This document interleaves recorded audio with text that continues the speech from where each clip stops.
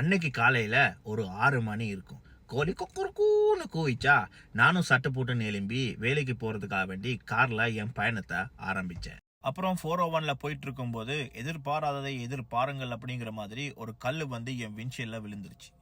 அவ்வளோதான், விண்ட்ஷீல்ட் நடுவால அப்படியே கிரெக் ஆகி வெடிச்சிடுச்சு. வெடிச்சது விண்ட்ஷீல்ட் மட்டும் இல்லை, என் நெஞ்சும் தான். ஏன்னு சொன்னால் அது லாங் வீக்கெண்ட். லாங் வீக்கெண்டில் யார்கிட்ட போய் என்னத்தை சொல்லி ஆர்டர் பண்ணி வந்து ஃபிக்ஸ் பண்ணி முடிக்கிறதுக்கு எப்படியுமே ஒரு 4 நாள் ஆகிடும். அதுக்கப்புறம் விண்ட்ஷீல்ட் ரிப்பேர் பண்ணுற ஏதாவது ஒரு பிளேஸ் திறந்துருக்குமாங்கிறத கூகுளில் சர்ச் பண்ணி பார்த்துட்டு இருக்கும்போது தான் எக்ஸ்ட்ரீம் ஆட்டோ கிளாஸ் என் கண்ணில் பட்டுச்சு. அப்புறம் லேட் பண்ணாமல் ஒரு கோலை போட்டு கதைச்சா என் காதில் தேனை ஊற்றின மாதிரி, ஏன்பா இதுக்கெல்லாமா பயப்படுற, இதோ வந்துட்டே இருக்கான்னு சொல்லி சிட்டா பறந்து வந்தாப்புல. அப்புறம் கொஞ்ச நேரத்திலேயே சொன்ன மாதிரி வீட்டுக்கே வந்து நம்ம வேலையை ஸ்டார்ட் பண்ண ஆரம்பிச்சிட்டானுங்க.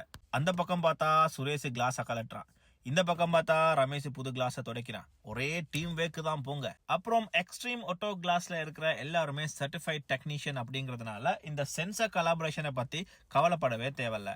அது மட்டும் இல்லாம வேலை முடிஞ்சதுக்கு அப்புறம் எல்லாம் பக்காவா செட்டா இருக்கா அப்படிங்கிறத ஒரு ஃப்ரீ ஸ்கேனும் பண்ணி கொடுத்துருவாங்க.